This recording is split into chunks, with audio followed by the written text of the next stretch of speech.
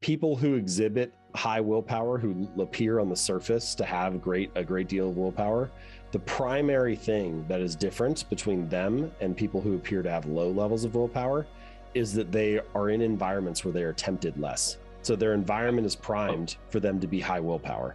Totally. And I think that alone should inform a lot of your strategy. Again, how do we stack the deck in your favor? How do you design an environment where you don't need to be a superhero just to get something done? You know, like if you're constantly putting yourself in a tough position where you're fighting against the friction of the environment you're in, it's almost like a form of gravity. You know, it sort of pulls you toward it.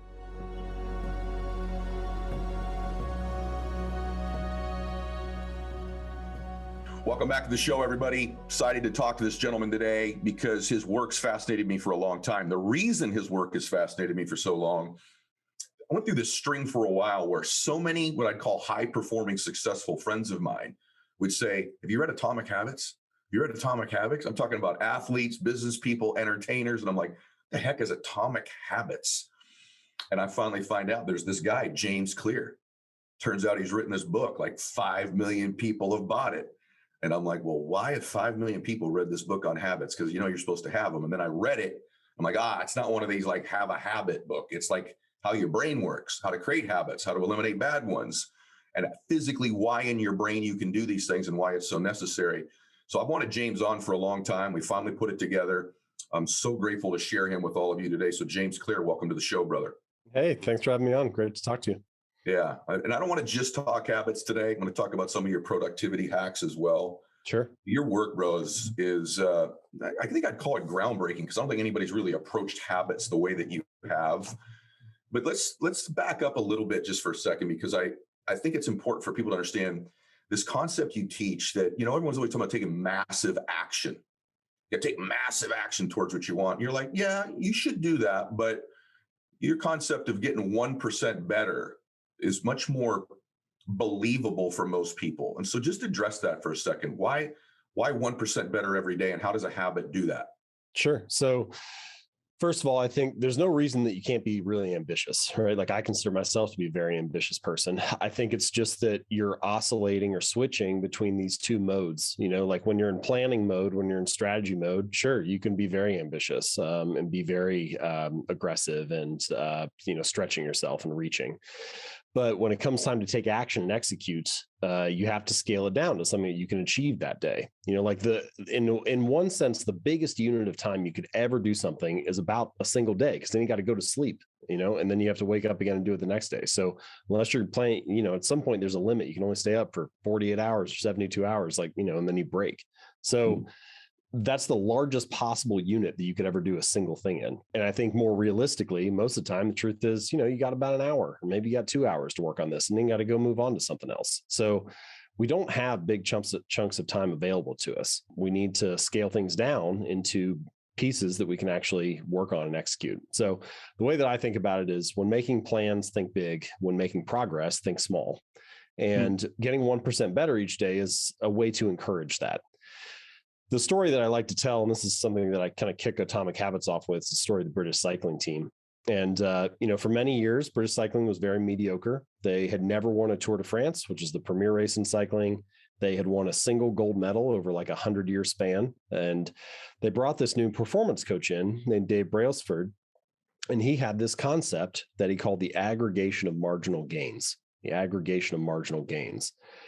And the way that he described it was the 1% improvement in nearly everything that we do related to cycling. So they started looking at a bunch of things you would expect a cycling team to focus on, like they put slightly lighter tires on the bike, or they designed like an ergonomic seat for the riders. They had the riders wear a little feedback sensor, little chip to see how each individual responded to training. Then they would adjust the practice schedule.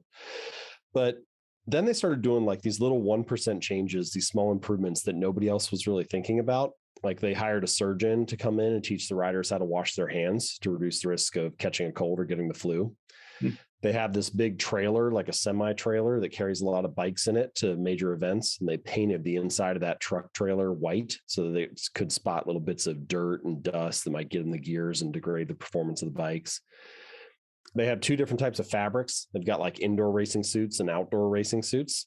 and they tested those fabrics in a wind tunnel, and they found out that the indoor fabric was lighter and more aerodynamic. So they asked all of their riders to wear that fabric.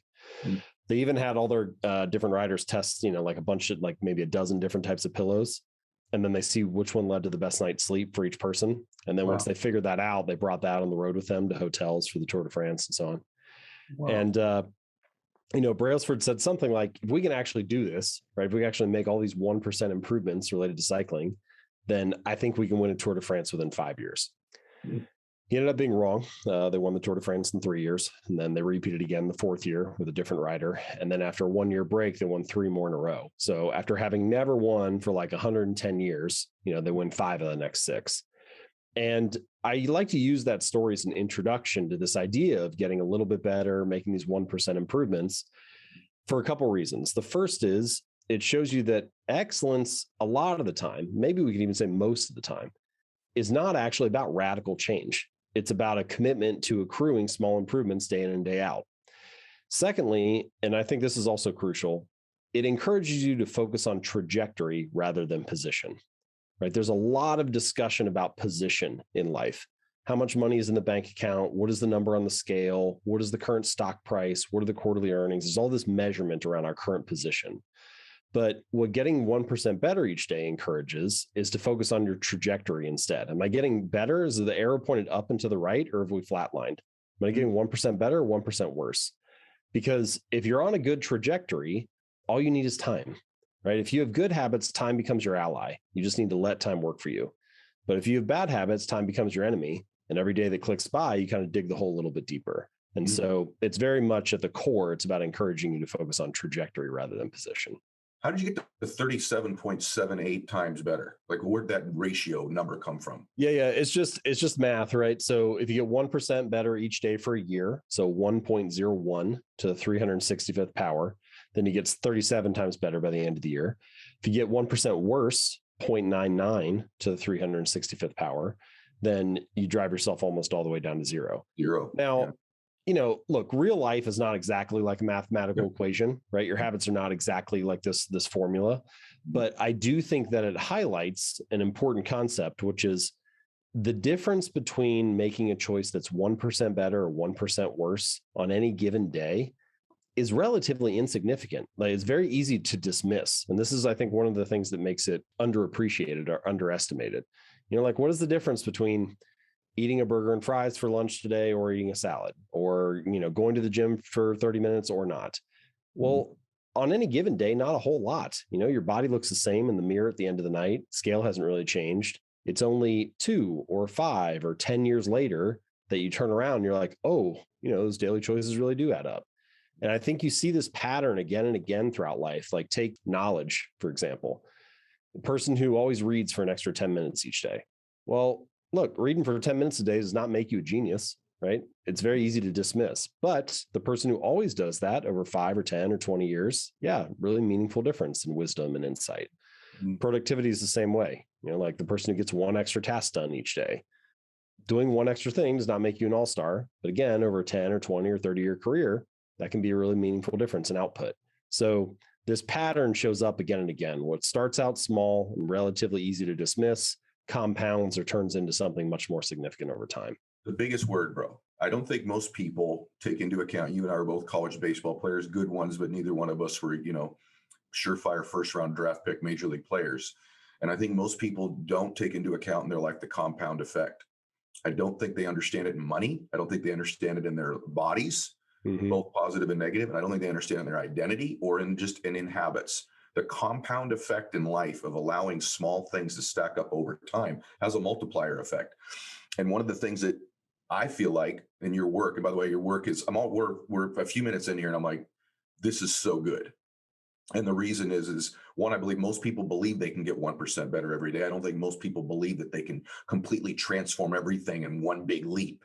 I think there's a multiplier, though. Do you agree that between doing the right things 1% or just better habitually every single day, not only are you actually making deposits of doing things correctly or better, but there's a part of your identity that starts to change over time about how you view yourself, that I am that guy who doesn't eat the hamburger and fries when he can choose to eat the other one. And you stack those choices and behaviors up over time, and you start sort of believing maybe you deserve something that you didn't deserve prior. Isn't there a factor of that, don't you think, as well? This is a huge part of kind of my philosophy and book, this idea of what I call identity-based habits. But essentially the concept is, and this, I think this is the real reason that habits matter. The surface level reason that habits matter is they help you be more productive, they help you make more money, they help you lose weight and get fit. And look, habits can do all those things, and that's great. But I think the deeper reason that they matter is that every action you take is like a vote for the type of person you wish to become. And so when you perform these small habits, when you take these little actions, you're casting votes for a certain aspect of your story or a certain element of your identity. In a sense, every time you perform a habit, that's how you like embody that aspect of your identity. So, when you make your bed in the morning, you embody the identity of someone who's clean and organized. Or if you write one sentence, you embody the identity of someone who is a writer. And this is why it can be valuable, even to like do one push-up. It's like, no, that does not transform your body, but it does cast a vote for, I'm the type of person who doesn't miss workouts. And eventually, as you build up evidence of that story, as you start to cast more votes for that identity, you have like actual proof to believe this, right? I think this is a little bit different than you'll often hear something like fake it till you make it. And I don't necessarily have anything wrong with fake it till you make it. It's asking you to believe something positive about yourself, but it's asking you to believe something positive without having evidence for it. And we have a word for beliefs that don't have evidence. We call that delusion, right? Like at some point, your brain doesn't like this mismatch between what you say you are and what you're actually doing. And so my argument is to let the behavior lead the way, to start by meditating for 1 minute or doing one push-up or writing one sentence and letting that be undeniable proof that in that moment, you were a meditator or an athlete or a writer or whatever it is. And ultimately, I think this is the real value that habits provide, which is they reinforce your desired identity. Boy, it's just so good, brother. So good. I don't know why I'm just meeting you now, because our overall belief system about change is so very, very similar. And, we're going to talk about how to actually begin to establish habits. But before we do that, I want to talk about the concept of establishing one, because you said something about the one push-up. I was reading or listening to something you were talking about the guy who would go to the gym for just 5 minutes and work out and leave. And you said something about this casting the vote for who you want to be or who you're going to be. That was powerful, right? But you're saying before a habit can be, and I don't want to quote you incorrectly, but I want you to elaborate on it, because this is profound to me. I mean, it's obvious, but if you don't step back and get away from it and look at it, you just really don't realize the truth of it. Before a habit can be improved, it has to actually be established. And I think what happens is, you tell me what you think. Beginning of the year, I'm going to lose 50 pounds. I'm going to do this. I'm going to eat then I'm going to starve myself to 500 calories. So it's not a 1% improvement. Or I want to get up earlier. I'm going to get up 2 hours earlier starting tomorrow, instead of get up 15 minutes earlier, right? Get up a minute earlier. So talk about that for a minute, just the concept for everyone to they can take control of their life right now by just the establishment of a habit, right or right? Yeah, definitely right. So one of the concepts I talk about in the book is this, one of the strategies is this idea of what I call the 2-minute rule, where I encourage people to build a habit that takes 2 minutes or less to do. So you take whatever you're trying to do, but read 30 books a year, becomes read 1 page, or do yoga 4 days a week, becomes take out my yoga mat. And sometimes when I mention that idea, people resist it a little bit because they're like, okay, buddy, I know the real goal isn't just to take my yoga mat out. I know I'm actually trying to do the workout. So if this is some kind of mental trick, then like, why would I fall for it, basically? Well, I tell the story of this guy, Mitch, that you mentioned, this guy who I talk about him in Atomic Habits. He went to the gym. He's lost over 100 pounds, kept it off for more than a decade. And when he first started going to the gym, he wouldn't stay for longer than 5 minutes. He had this little rule. He had to leave after 5 minutes. So he'd get in the car, drive to the gym, get out, do half an exercise, get back in the car, drive home. And it sounds ridiculous, right? It sounds silly. You're like, obviously he's not going to get the guy the results that he wants. But if you take a step back, you realize that he was mastering the art of showing up, right? He was becoming the type of person that went to the gym 4 days a week, even if it was only for 5 minutes. And this gets us to that deeper truth about habits that you just mentioned, this idea that a habit must be established before it can be improved. It has to become the standard in your life before you can optimize it and scale it up into something more. And, I don't know why we do this. Like, we get very all or nothing about our habits. We're so focused on finding the perfect business idea or the best workout program or the ideal diet plan that we spend all our time theorizing and researching and looking for a better way. And instead, if we could just master the art of showing up, even if in the beginning it was less than what you had hoped to do, you're establishing a foothold. You're building some small progress that you can advance off of. And it reminds me of Ed Lattimore has that great quote where he says, the heaviest weight at the gym is the front door. And man, there are a lot of things in life that are like that. Like the hardest part is getting started. The hardest part is establishing the routine, even if it's a lower level baseline than what you ultimately hope to achieve. But the reality is, if you can't become the type of person who masters the art of showing up, even if it's just for 5 minutes, then it doesn't matter how good the plan is. It doesn't matter how great your theory is. And so I think the 2-minute rule pushes back on that perfectionist tendency a little bit and just encourages you to master the art of showing up. So good. I'm right. I just finished writing a book called One More. And I get asked that sometimes too. And one of the things that I wasn't thinking about it from this perspective when I wrote it, but you can become the kind of person that says, look, it's my bench press. I'm going to do 10. You do one more, you do 11. I even say, if you're riding the treadmill for 45 minutes, you can build that habit of, okay, I'm going 1 more minute. I do 46. What's the difference in that minute? Well, you stack up that minute over a year, there's a difference, but also your identity begins to changes. And I'm not telling you to go from 45 minutes to 3 hours on a treadmill. So actually, as I was doing this, I wasn't thinking of it from this perspective. But now that I'm thinking about it, actually our work is sort of converging, almost in the exact same space. Now, establishing habits. I think very few things in books are actually life-changing. Because this is a life-changing thing. Tim Grover's a good friend of mine. He's like, not every show you do is life-changing. And I'm like, it is to me, man. Every one of them. I wouldn't put it out if it wasn't life-changing. And I go, well, which ones are? He goes, mine. When do you have me on? He's been on a couple of times. But the truth is, I actually think this is life-changing work you did when you talk about habit loops. And so I've discussed in life, in fact, I learned it in baseball. I learned in baseball about triggers. The way you put your batting gloves on, triggering a state. I teach it with my athletes. I've talked about it on the show before. I know sometimes even walking into a room or a song can trigger something if there's a memory that happened in a space. But I never thought about it at all as it related to habits. And you call it, so I want you to use your terminology, but let's talk about how do we create habits and what is a habit loop? Because I feel like to some extent, that's the foundation of for me in the book when I went, oh my gosh, this is unbelievable. This is actually how you do this. No one's ever explained this before. So explain. So I like to divide habits into 4 different stages, 4 steps. And I think if you understand those 4 steps, then you not only get like what a habit is from a scientific standpoint, you understand like how the process works. You also have 4 different places where you can intervene. So it's like a practical application. You have 4 different ways that you can adjust a habit and make it more likely to build a good one or break a bad one. So the 4 stages, just from a real high level, are cue, craving, response, and reward. Cue, craving, response, and reward. So the cue is, like you said, some kind of trigger that tells your brain to initiate the habit. It's like a prompt or something that gets you started. So like the ambulance driving down the road, when you hear the siren, that's an auditory cue that starts the habit of pulling to the side of the road. Or if you see a plate of cookies on the counter in the kitchen, that's a visual cue, starts the habit of eating a cookie. Now, the next stage is the craving. And the scientific way to describe this is it's a prediction that your brain makes about what that cue means. So you see the plate of cookies on the counter without even really having to think about it. Your brain sort of makes this automatic prediction. Oh, those cookies will be sweet, sugary, tasty, enjoyable. And it's that favorable meaning that you assign to the cue that motivates you to take the third step, which is you walk over, you pick the cookie up and take a bite.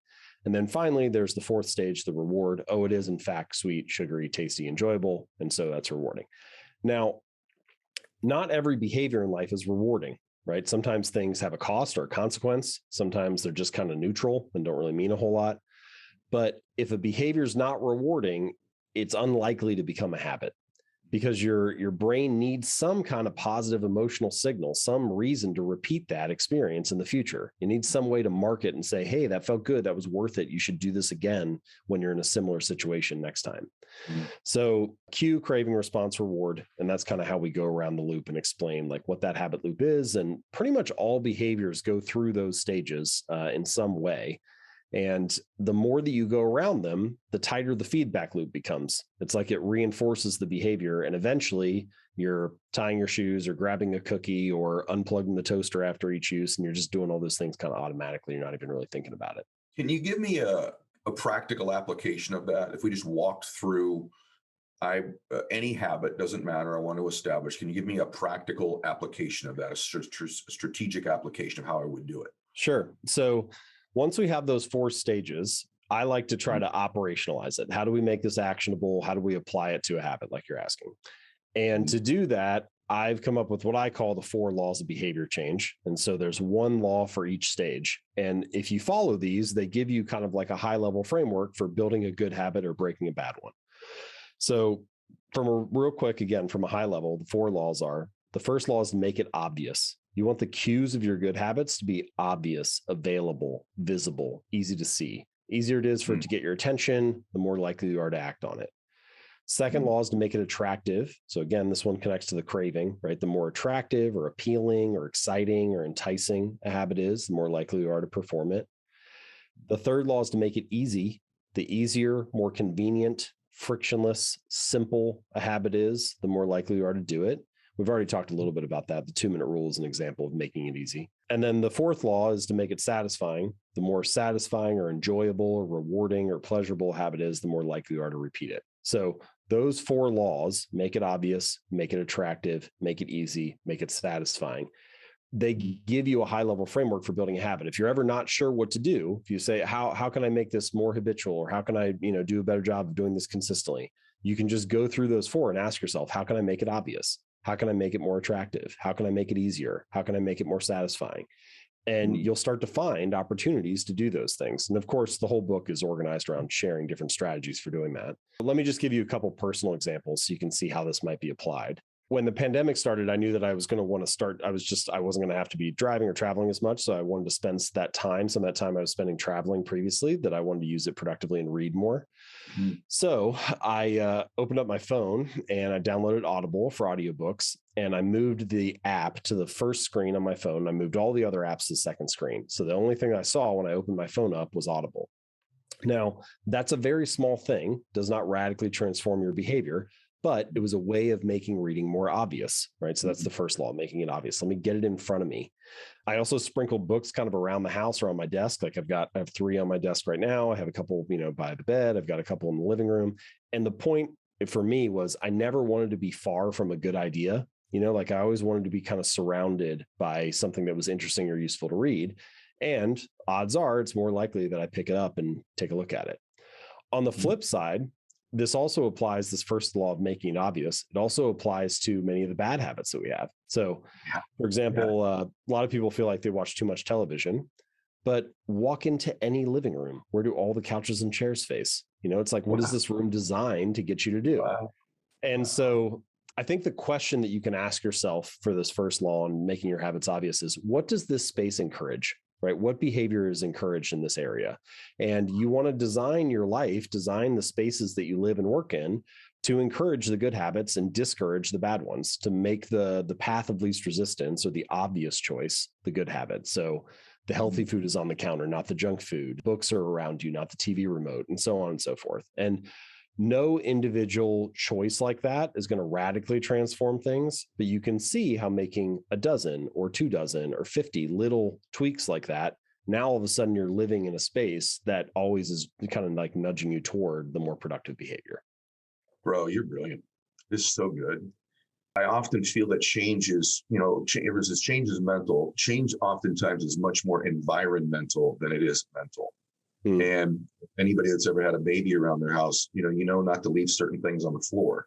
Yep. To put the gate up to block the staircase. There's things you do in their environment to protect them. There just becomes a particular age where we think no longer our environment dictates any of our choices or our behaviors. The other thing your environment can do is it can dull your senses as to what is a healthy environment or what are healthy choices. So it might not be obvious cookies on something, but it could be environment, the people around you, their behavior choices, the noise level, auditories, which you talked about earlier. And sometimes that can just dull what we think is normal compared to an extraordinary environment. And so it's, if you walk into any really fit person's home, for the most part, their environment looks a little bit different than an unfit person's home. Your point earlier about making your bed. Most successful people that I know make their bed every day. Most of them do. And most of the people that I know that aren't successful don't make their bed every single day. These seem like ridiculous things environmentally, but there's a messiness, there's a clutter to not making a bed that starts a day. There's a structure.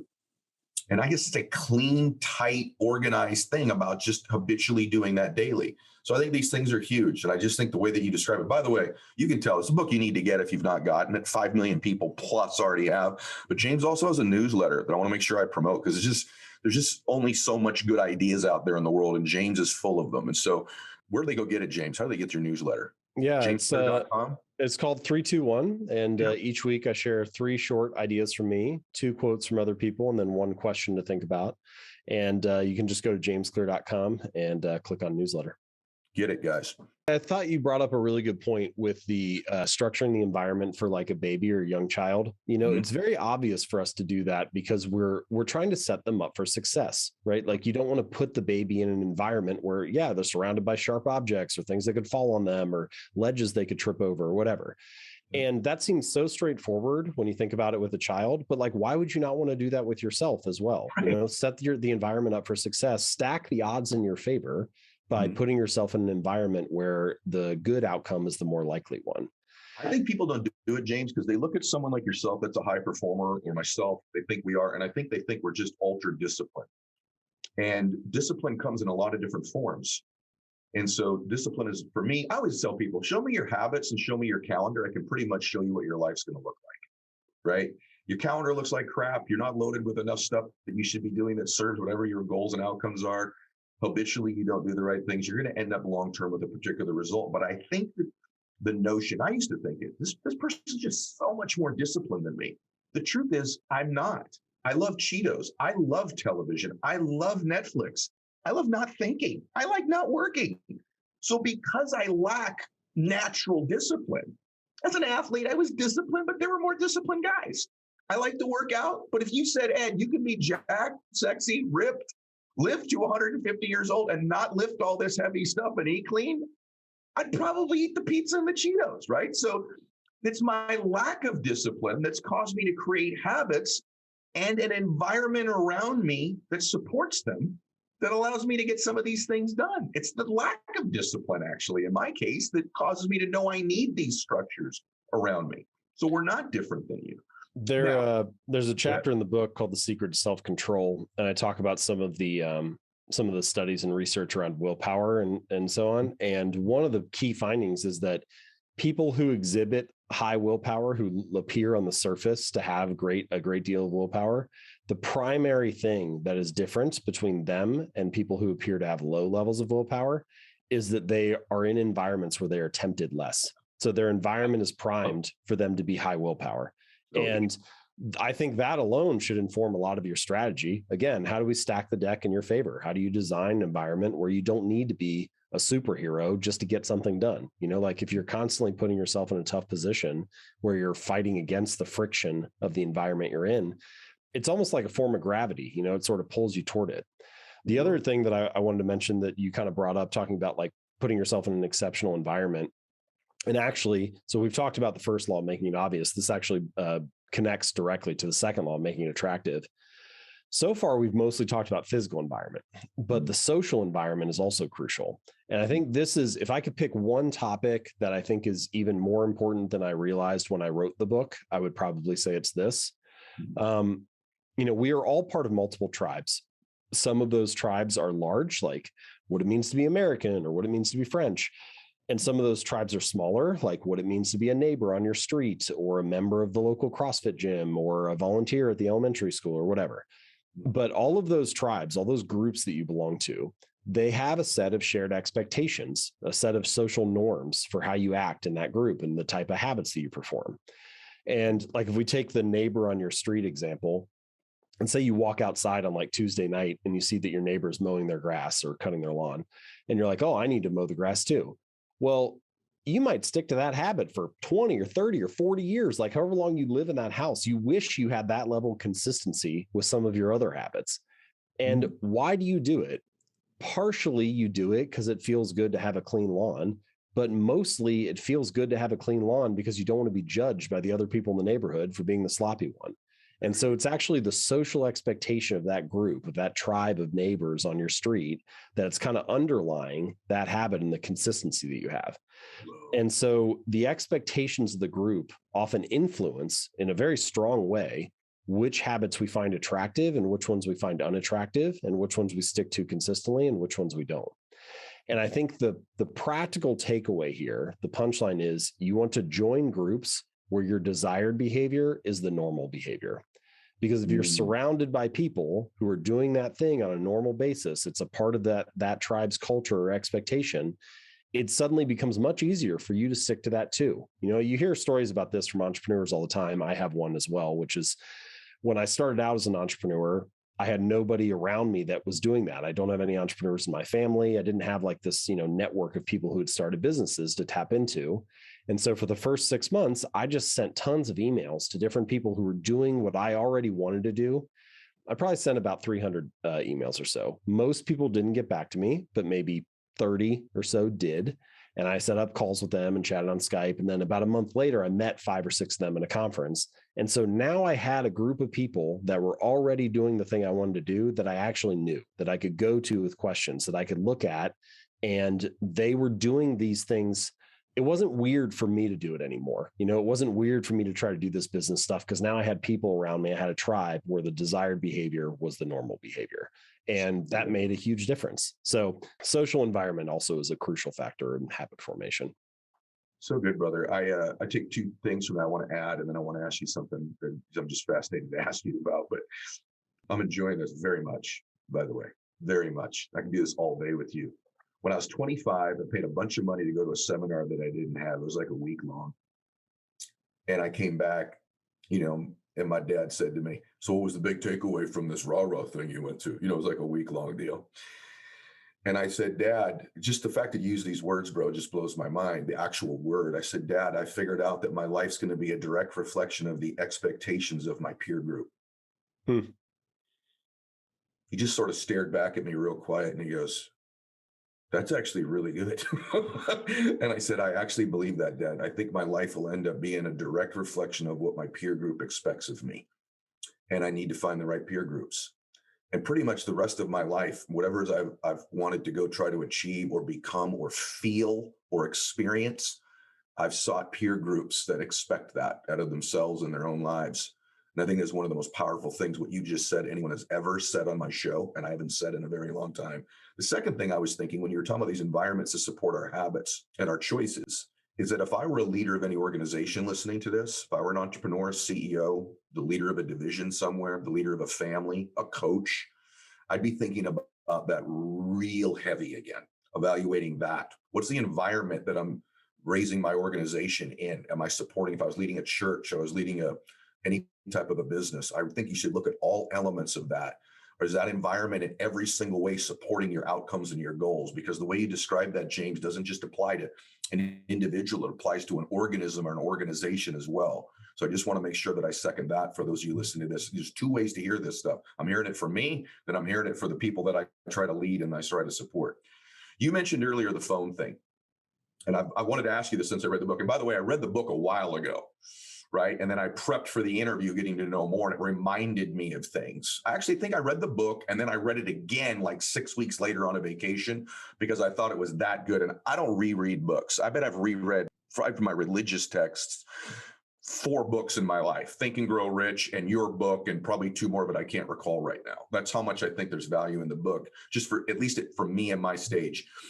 Your phone or people's phones, it's become a great pattern interrupt. It's become something that we can get into, even myself, where I wake up and I've lost an hour of my life. Is there anything you do or would recommend in your phone? What you said earlier about Audible was the only app on there that led you there. But that in and of itself, the smartphone thing gives us access to, here's what my theory on it is. I want to say it really quickly. Obviously, technology, the internet, phones, access, smartphones have allowed all of us to become far more productive. I don't even think that's arguable. But then you have to ask yourself, now you're being measured against the mean. So as cultures become more accessible to information, can get things done faster, there's still a mean. There's a median of which people are productive. And so some people use their phone in a way that puts them below the average or near the average. Other people are able to navigate all those distractions and become hyper productive. So is there something you recommend with a phone or you do in your phone? What apps do you have? Do you not have? Anything like that you would share? Yeah, that's a good question. I mean, smartphones are a huge part of our daily routine now. And you're right. They have strong positives, but they also can have strong negatives. A couple little patterns I have around my phone usage. So the first one is whenever possible, I try to leave my phone in another room until lunch each day. And that just gives me a block of time so that I can just respond to my own agenda, right? And do like a deep creative block or focus on my stuff before everybody else starts squeezing things onto my plate. And, that doesn't work for every job. And it also doesn't work for me every day, but I do it most days. And the days when I do, I almost always have a better morning. Some little interesting insight with that, by the way, just as an aside, I have a home office. So if I leave my phone in another room, it's like 45 seconds away, but I never go get it. And yet, if it's right next to me, I'm like everybody else. I check it every 3 seconds. So I'm like, well, did I want it or not? Like in one sense, I wanted it bad enough to check it every 3 seconds when it was next to me. And in another sense, I never wanted it so bad that I would go work 45 seconds to get it.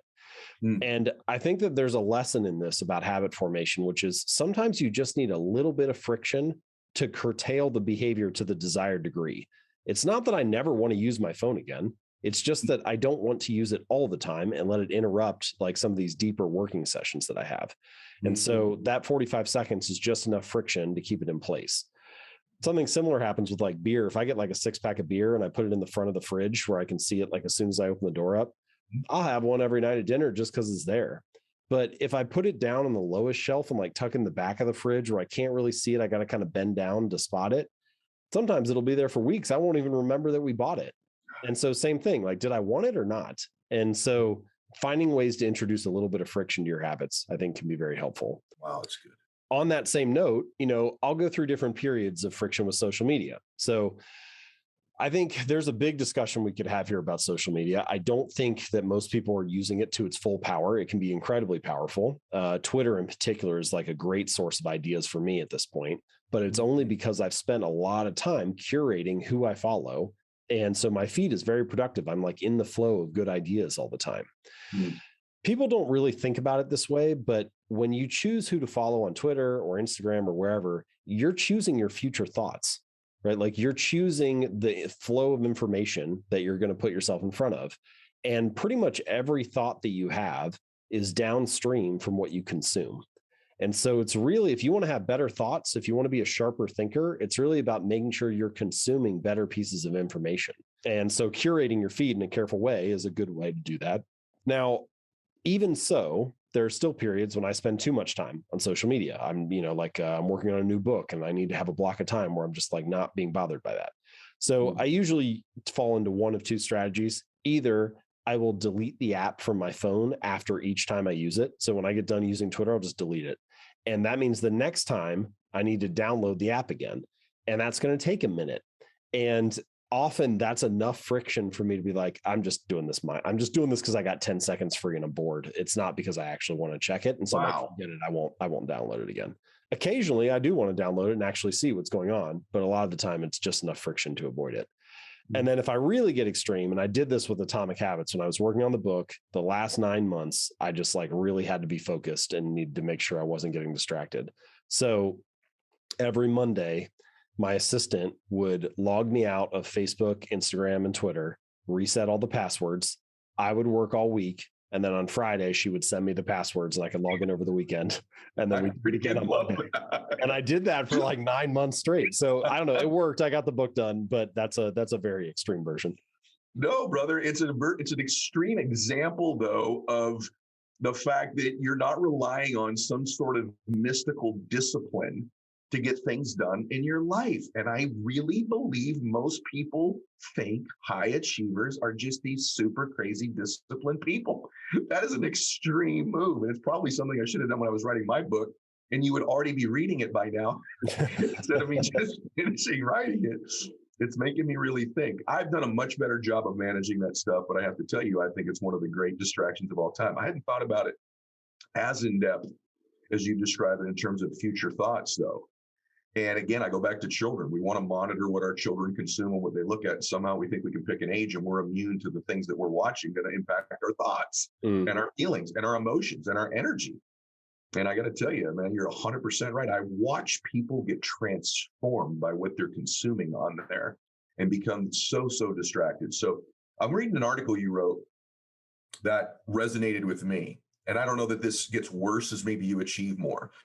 But you're like, the ultimate productivity hack is saying no. So this isn't part of the book. This is something a little bit different, right? And I think most people have a hard time saying no. And I know I do. There's so many days now, I'm 50 years old, and I'm just being transparent with friends of mine that listen to this because I look at this is like my family, our audience. I have a lot of days, man, where I look at my calendar and I'm like, why did I agree to this? Why did I agree to this? Like, why couldn't I just say politely no? I mean, I should have got to a point in my life by now where like I'm allowed to say I don't want to do that. And yet I've done that all my life. And it's been a hindrance to achievement. So talk about that a little bit. Like, you want to be more productive. This article, by the way, guys, Google it. It's so good. It actually teaches you how to say no as well in the article. But are you good at this, or did you write it for your own benefit? Well, pretty much everything I write is a reminder to myself of what I should be doing. So no, it's not that I'm great at it. It's that I'm trying to learn to be better at it. I felt this very acutely after Atomic Habits came out. And over the course of the first like 3 months that it was out, I was doing okay. And then the book really started to take off. And I was constantly feeling like I'm a very slow learner and that I should have been upgrading the level at which I was saying no to things. And I was always like 2 or 3 months behind. I was always on the hook for more stuff than I should have been. And it was because I was saying yes to too many things. And there's this weird dynamic where success starts to eat itself. So the thing that was getting me all of these opportunities is because I was focused and I wrote a good book. And because of that, people were very interested in talking to me or sharing these new ideas. And like, there's all these interesting new opportunities that come your way. Do you want to speak at this thing? Or what about these TV rights? Or how about this interesting opportunity? Or would you like to come to this, cool conference or retreat or whatever? And individually, each of them sounds really fun and interesting. But collectively, if you start to say yes to all those things, you don't have any more time to do the thing that got you those opportunities in the first place, which is thinking clearly and writing a good book. And so success like eats itself. All these new opportunities come in and they squeeze out the thing that you were good at in the first place. So it's I don't know. The other thing that's difficult about it, and I still, I'm close enough to the beginning of my career that I can still appreciate this and feel this. For the first decade of my career, I was trying to say yes to everything. I was trying to capitalize on every opportunity so that I would have the chance now to say no to basically everything because you got a bunch of stuff coming your way. So at first it's like outbound and you're trying to like capitalize on every opportunity you can. And then there's this like rapid switch where now all of a sudden everything's inbound and you have to put up a tight filter. And that can be a difficult lesson to learn. It's almost a book, bro. The success can eat itself. I watched it happen over and over and over to people, that the very thing that got them successful, in your case, the discipline and focus to write an incredible book, they somehow lose over time with saying yes to all of these other things that were ancillary to it at one point. You know that quote? There's a quote from Brian Eno, he's a musician. He says, the way to get rich is to have one good idea and to never have another one. And it's like, you just keep capitalizing on that thing and you don't distract yourself. You don't keep saying yes to all this other stuff that's on the fringe, but it's easy to say, it's hard to do. Long-term success, man, is not always easy because of things like success can't eat itself. A couple of things I want to ask you. We're going to run out of time, but I'm fascinated by your work, brother. What do you do when you're slipping? You feel yourself slipping on some of your habits? Is there something that you do immediately or that you notice? Are you Yeah, I guess even is there a part of your awareness is like, I'm more vigilant to see if I'm slipping than I used to be? What are your thoughts on that? I do think I do think my sense of it has improved over time. I do think I've become a little more vigilant. Maybe early on, like my early 20s, maybe I didn't realize it when it was happening. I'd be a little late. It would take a week or two before I'd see it. Now, I think I actually usually can tell within that day or the next day, like pretty quickly, if it's like, oh, you're starting to get off course, like you missed a workout or you missed a, like you missed a deadline with the writing this time or whatever. And what I've found, it almost, it works so well for me that it's almost a crutch, which is the number one thing that will always get me back on track is to have a good workout. It will save every bad day that I have. If I feel terrible, if I'm in a bad mood, if I'm not productive, I'm not getting things done.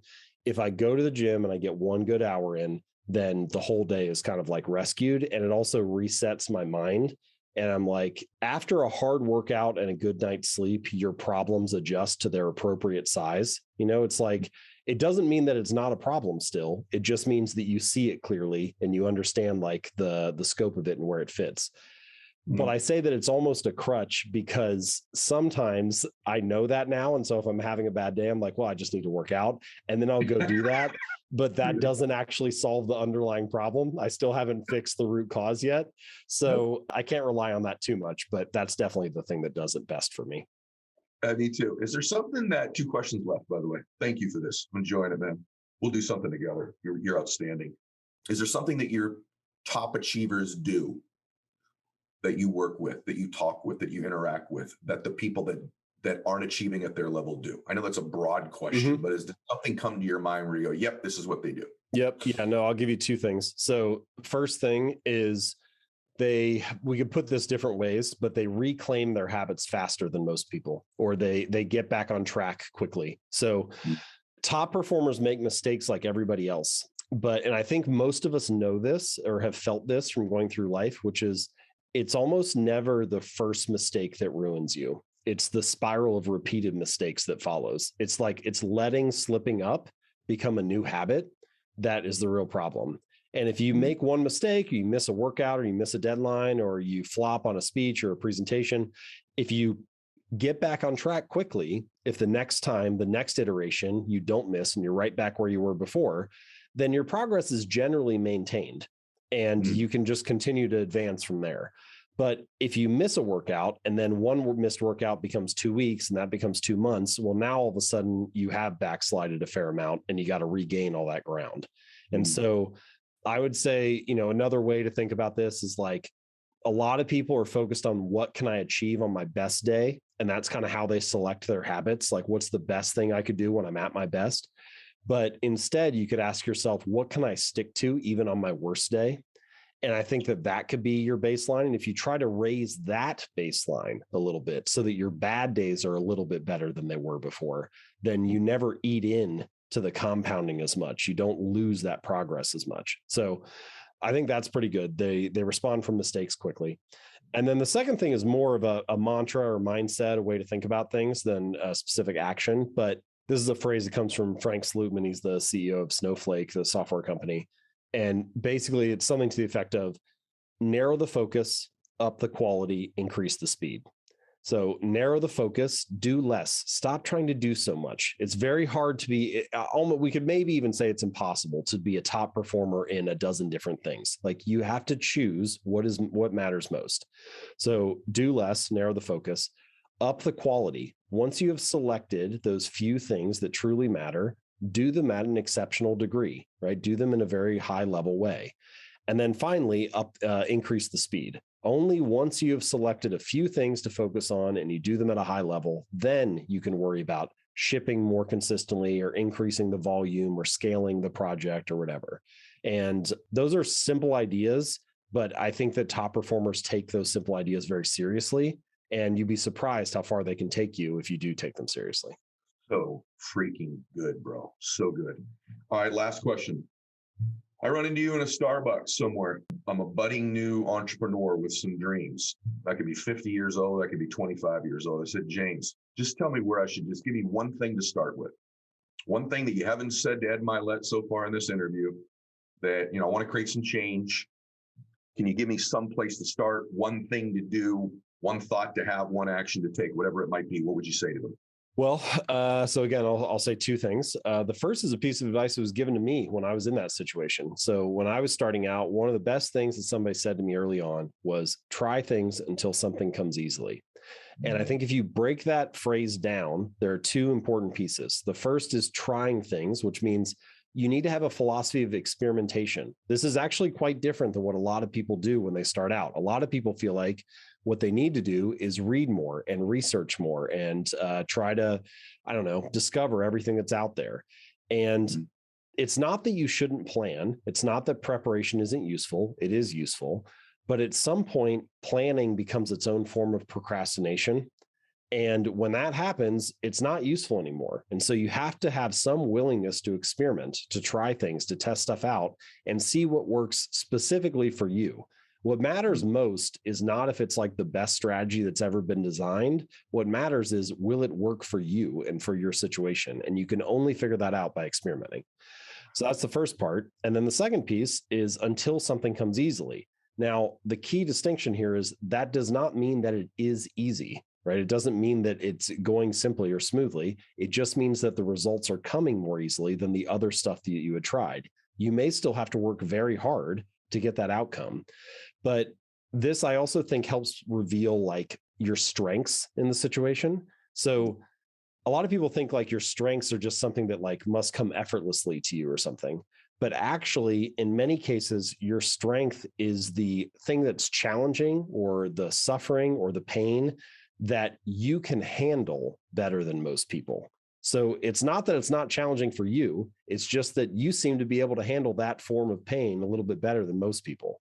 And I think if you look at a lot of top performers, they're like that. You know, it's not that athletes aren't working hard. It's not that they're not sweating. It's not that it's not tough to be in the gym and like doing the next rep. It's just that they can kind of handle that pain, you know, like that form of suffering isn't that bad for them relative to the average person. And so you're looking for those two qualities, a philosophy of experimentation and the ability to get results in a way that allows you to handle that struggle a little bit better than others. Bro, what an incredible conversation today. I'm telling you, incredible conversation. Like, I can't wait to listen to this back. It was so good. I think you're incredible. I really think you're incredible. I think you're outstanding. I want you guys to follow him. Okay, so you're mainly a Twitter guy, right? Mainly Twitter? Twitter and Instagram, yep. Okay. Twitter and Instagram. So you guys make sure that you're following James. You're going to want to get whatever he's working on right now when it comes back out. I just want to say everything to my audience too. First, I want to thank James Clear for being here today. That was an extraordinary conversation. And I appreciate you, bro. So thank you. And then to my audience, share this. I don't know if you're all aware of this now, but there's all kinds of incentive and rewards now to share the show. Some of you are going to earn the right to come watch me do one live in the studio.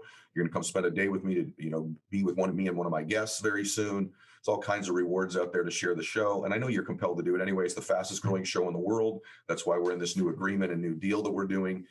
And I'm grateful to our Max Out family for doing that. So God bless all of you. I hope you enjoyed today's program. Take care. Hey guys, thanks for sticking around. If you'd like more, click the videos right here. They're exactly what you need to see next. And if you're new here, hit subscribe and become a part of the Max Out community. And tell me what you think about the videos in the comments below. I read all of them every week, and I select winners that get all kinds of prizes, gear, coaching calls with me. Make a comment.